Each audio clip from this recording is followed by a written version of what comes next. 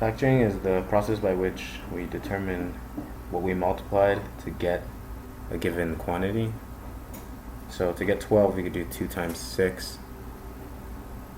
We could do 3 times 4.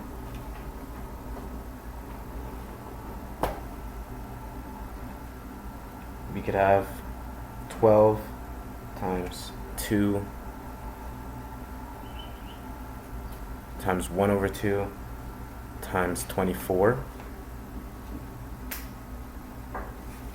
Common method to factor numbers is to completely factor into positive prime numbers. A prime number is a number whose only positive factor are 1 and itself.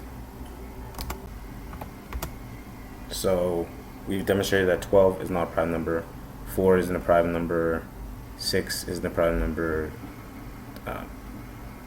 12 isn't a prime number, but numbers like 5, 7 are prime numbers.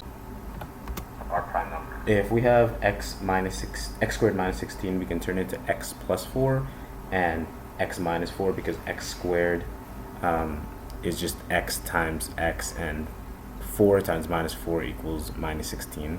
If you have x to the power 4 minus 16, x to the 4 breaks into, is basically just x squared times x squared, and minus 16 is just 4 times minus 4. We can break that up further by turning the x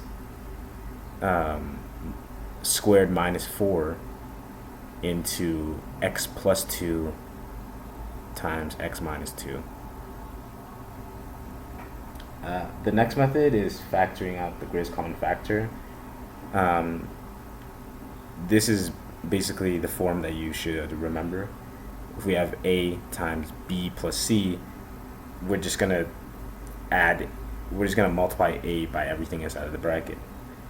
And if we have a times b plus a times c, we can go back to the original form. So for this next example, what we'll do is we'll factor out the greatest common factor. All of these numbers can divide by 2, and every single number that we have has at least an x squared. So 8x to the 4 turns into 4x squared, minus 4x to the power of 3 turns into minus 2x, and plus 10x squared turns into 5. And for the next one, the highest common factor is x to the power of 3, because all of them have an x to the power of 3, and y, because all of them have a y. All the variables have a y. So the remainders will look like this.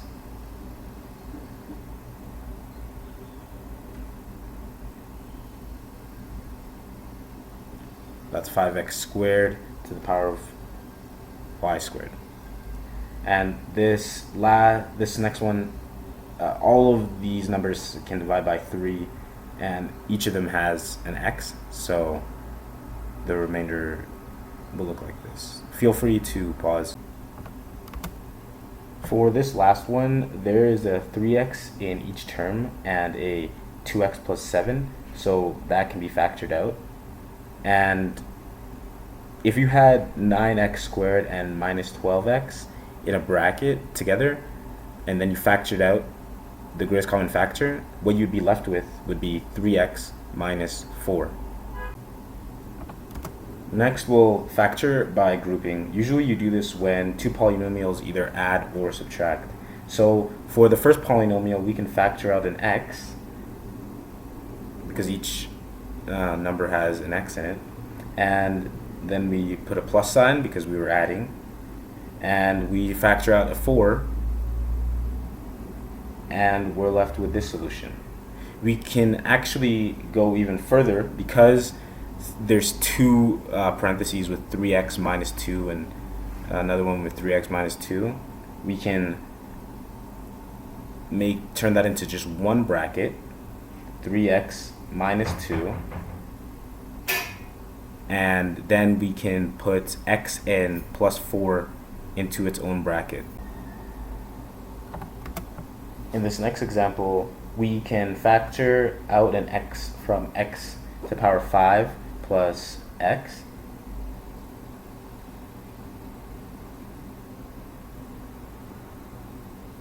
And that equals x to the 4 plus 1. Then we can put a minus sign, and we can factor out a 2 from minus 2 x to the power 4 minus 2. So we have x to the power 4 plus 1 in the bracket, and we can go even further. Because we have two parentheses that are the same, we can turn that into sort of their own parentheses, just one, and then we can put x and minus 2 into its own bracket. This example is x to the power 5 minus 3x to the power 3 minus 2x squared plus 6. Try to solve it on your own by grouping.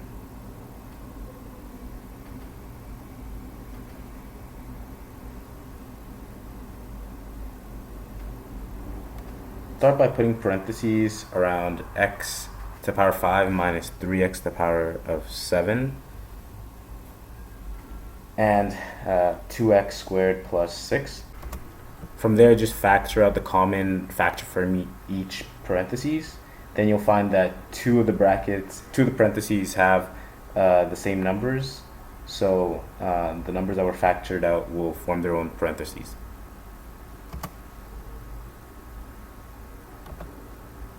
The numbers that were similar in the parentheses were x squared minus 3, and the numbers that we factored out were x to the power of 3 minus 2.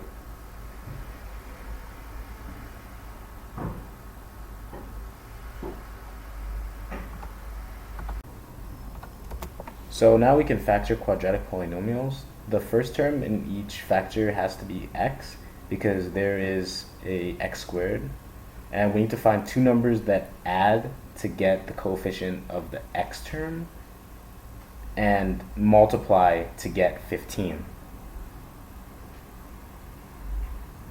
With a bit of trial and error, we can see that minus 3 plus 5 equals 2, and minus 3 times 5 equals negative 15. And so the solution will go x minus 3 times x plus 5.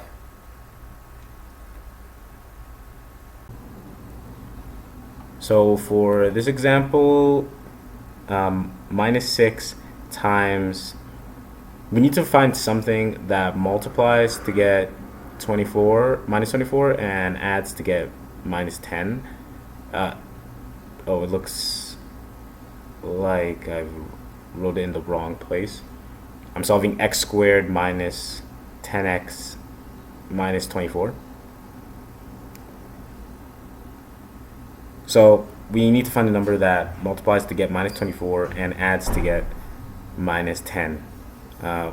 With a bit of trial and error, we can see that the solution will be minus 4 times minus 6 equals 24, and minus 4 plus minus 6 equals minus 10.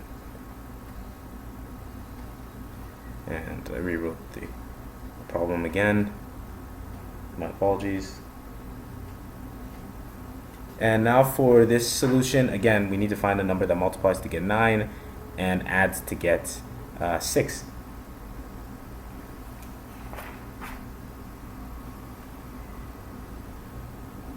So we can find x plus 3 and x plus 3. Because both the parentheses are the same, we can simply turn it into x plus 3 squared.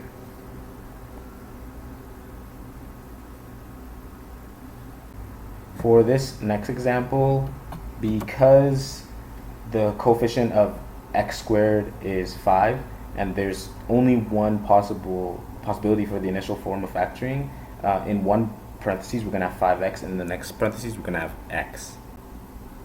So since we're going to have a number like 5x in one of the parentheses, all we need to solve for now is the positive 6. So we need to figure out a number that multiplies to get positive 6. We don't have to worry about minus 17x anymore. Because the coefficient minus 17x is negative, we need one of the numbers to be negative. The only way to get positive 6 with one of them being negative is if both of the numbers are negative. So minus 2 and minus 3 multiplied to get a positive 6. For this example, in both of the parentheses, we'll have 2x, because 2x times 2x equals 4x squared. And then next, we'll have to figure out a number that two numbers that multiply together to get minus 6. The easiest way to do that is just minus 1 times positive 6. So we will be left with 2x plus 6 times 2x minus 1. And from there we can factor out a 2 from 2x plus 6, which leaves us with 2 times x plus 3 times 2x minus 1.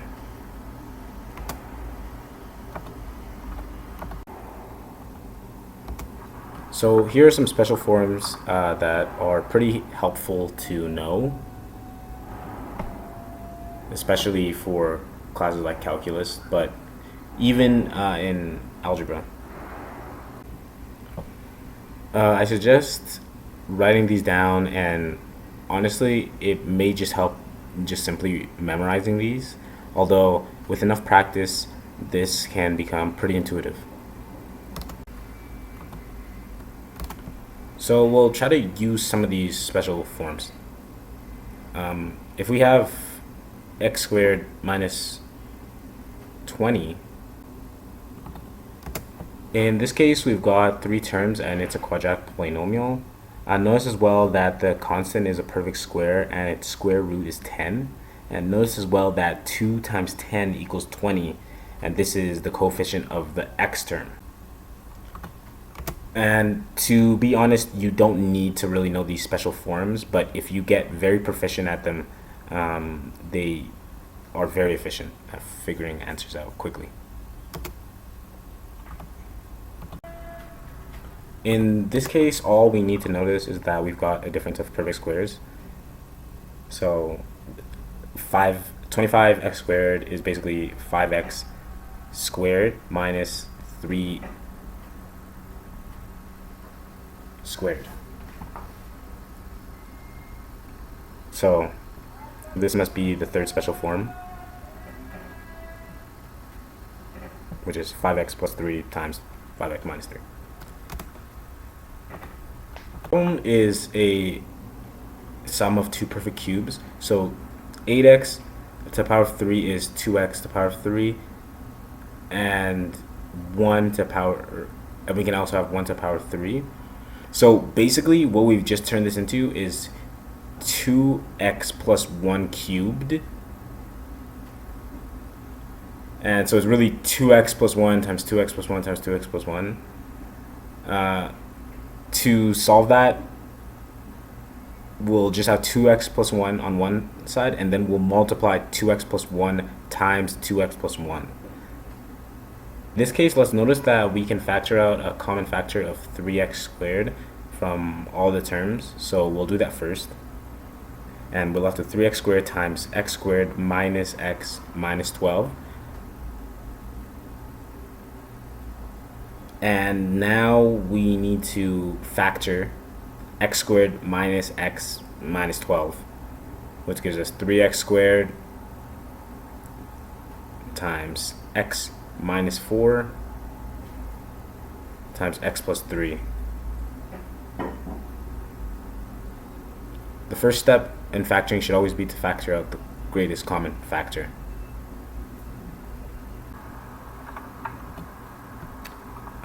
In this one, there's no greatest common factor here, but notice that there is the difference of two perfect squares.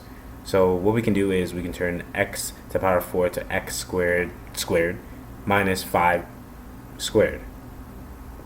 At this point, we can use a third special form from above, turning this into x squared plus 5 times x squared minus 5.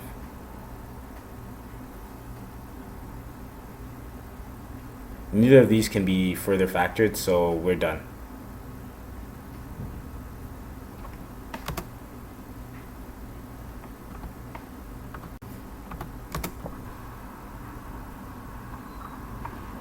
Alright, so if we have a question like x to the power 4 plus x squared minus 20, another method you can do is sort of turn u into x squared.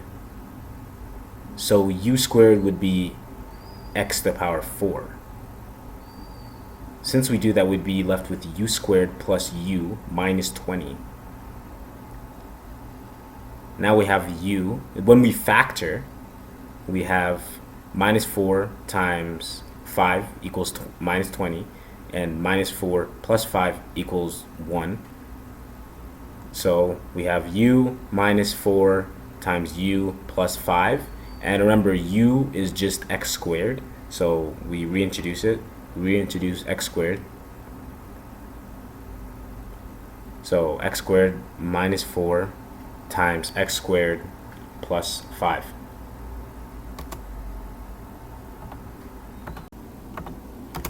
And we can actually go one step further, because x squared minus 4 is the difference of what's called two perfect squares, and it can turn into x minus 2 times x plus 2,